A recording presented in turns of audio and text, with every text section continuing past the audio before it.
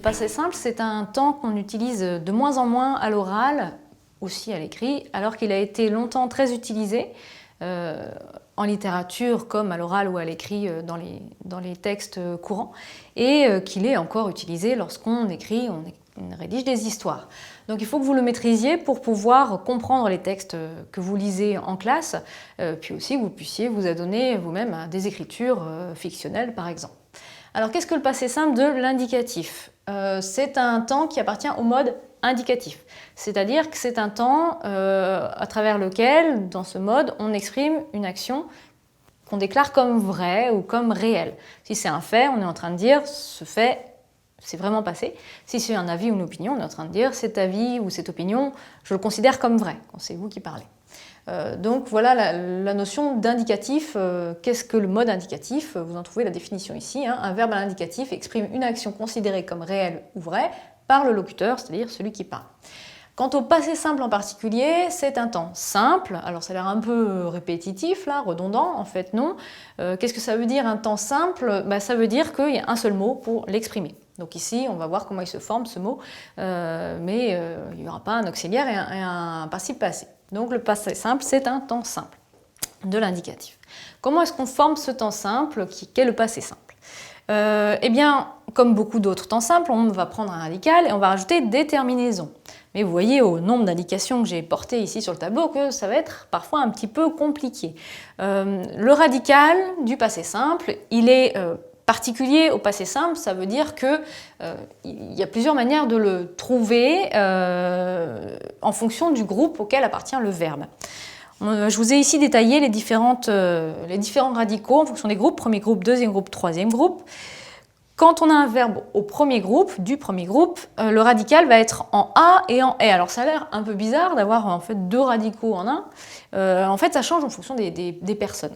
Donc à la première personne, je, puis ensuite tu, il, elle, nous, vous, on va avoir un radical en A, et puis la dernière personne, c'est un radical en E. Donc vous voyez qu'avec chanter, qui est un verbe du premier groupe, en ER, on va avoir je chantais, tu chantas, avec un S, il chanta, nous chantâmes, vous chantâtes, et ils chantèrent. On ne dit pas ils chantard.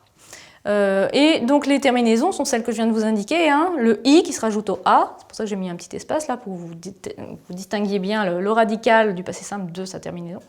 Le S, il ne faut pas oublier le S pour le tu au passé simple, pour tous les groupes d'ailleurs, vous voyez. La troisième personne, il n'y a pas de terminaison, ça veut dire ensemble vide, ça veut dire rien en fait. Donc il chanta, c'est tout. Nous chantâmes, alors ce petit accent circonflexe, vous l'avez aussi quand vous écrivez un SMS, ça montre que il va porter sur la lettre qui est là. Comme il n'y en a pas pour l'instant, on laisse vide. Vous chantâtes et ils chantèrent. Alors, nous chantâmes, vous chantâtes, ça vous semble un peu bizarre à l'oreille parce qu'on a peu l'habitude de l'employer à l'oral, mais c'est quand même grammaticalement correct. Pour ce qui est du deuxième groupe, donc le radical cette fois-ci il va être en I. Exemple, finir, verbe du deuxième groupe. On va donc rajouter ces terminaisons suivantes. Je finis va être le radical de finir. Qu'est-ce que ça va donner? Je finis, tu finis, avec un S aussi, il finit avec un T, nous finîmes, vous finîtes, ils finirent. Vous voyez que c'est toujours le même. Et puis le radical pour les verbes du troisième groupe, alors là ça dépend des verbes en fait. On va avoir des verbes qui vont avoir un radical en U, comme boire, je bus, tu bus, il but, nous bûmes, vous bûtes, ils burent. En I, pour vendre, ça va donner vendis, je vendis, tu vendis, etc. Et puis en IN, pour certains verbes, comme par exemple venir, je vins, tu vins, il vint, nous vîmes, vous vîntes, ils vinrent. Donc là encore, c'est des verbes dont on a peu l'habitude, enfin des conjugaisons plutôt, les verbes on les connaît, mais la manière dont ils sont conjugués ici sont un peu inhabituels. Et on s'y accoutume seulement en lisant en fait, des textes de littérature qui emploient le passé simple. Pourquoi? Parce que, et j'y arrive, là c'est pour l'emploi, j'arrive à cet emploi du passé simple. Comment est-ce qu'on emploie ce passé simple? Dans quel cadre? Eh bien, déjà c'est lorsqu'on fait un récit au passé, dans les temps du passé. Et on va l'utiliser, ce passé simple, pour raconter une action à durée limitée dans le temps, dans ce passé, ou une action soudaine, subite, qui arrive tout d'un coup. Souvent, on utilise le passé simple lorsqu'il y a un événement qui survient et qui change le cours de l'action. Alors ça peut être ce qu'on appelle l'élément perturbateur, vous savez, dans les étapes du conte ou du roman. Alors là, je vous donne un exemple. Tout allait bien, soudain, j'appris une horrible nouvelle. Là, le passé simple va vous arriver assez spontanément. Vous n'allez pas pouvoir dire « tout allait bien, soudain, j'apprenais une horrible nouvelle ». C'est pas le même sens et on va plus dire « appris spontanément ». Ou alors, ça c'est bien sûr dans le cadre d'un récit au passé. Hein. Au présent, on dirait « tout va bien, soudain, j'apprends une horrible nouvelle ». Et puis, il y a des actions qui se succèdent dans le passé et là, on va utiliser aussi le passé simple. Exemple, j'appris une horrible nouvelle, c'est la même chose, c'est un peu la suite là. Puis, je me rendis. On n'est pas obligé de répéter je, on peut mettre puis me rendis, en hâte à la gare la plus proche. On ne sait pas trop quelle est l'horrible nouvelle, mais on sent que c'est grave.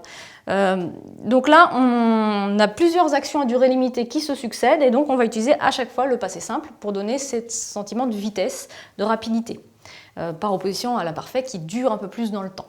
Donc voilà pour ce passé simple, je vous encourage à continuer à l'étudier, à le travailler, parce que c'est à la fois très important pour comprendre le texte et puis aussi pour augmenter votre niveau de langue en français.